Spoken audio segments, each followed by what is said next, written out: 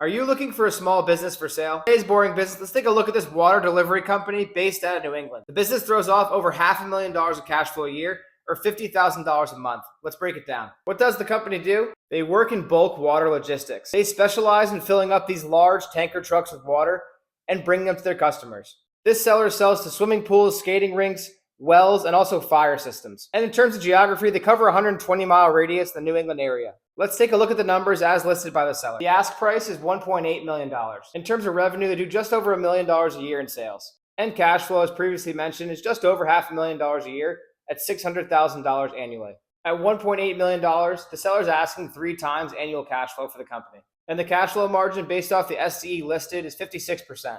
At 3 times annual cash flow, they're asking right in line with companies that size. Companies with $500,000 to $750,000 a year typically go for 2.8 times. At $1.8 million, headline 10% down would be $180,000.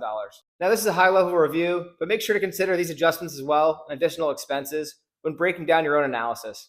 Here's some things to note as the new operator that you might like. Number 1, here's the equipment. They include $425,000 of equipment on the listing. Given the business relies on the tanker trucks delivering the water, you want to make sure you ask about the age, the condition of the trucks that they're handing over. Next up is recurring customers. Given their customer base here, there's a good chance that a number of these customers year over year renew their contracts. Make sure to ask about renewal rates when in diligence. The last item to note is strong market share. This is a niche company in a niche part of the country, and it looks like they have a good market share in their market. This can be helpful for new referrals and new business, but make sure you dig into what competitors in the area as well. To finish up, let's look at some questions to ask during diligence. The first is regulatory and licensing.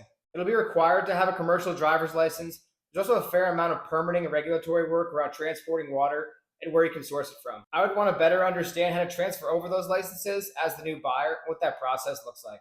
Next here is residential versus commercial. Back to the customer base again. How much this is residential versus commercial? When it comes to swimming pools for residential or wells for residential, this will be a very different customer than skating rinks and fire systems for commercial properties. You'll want to get a good breakdown of revenue during the process. The last item is the limited track record. The company is established in 2021. It's only 5 years old, and the seller says they're investing in new opportunities.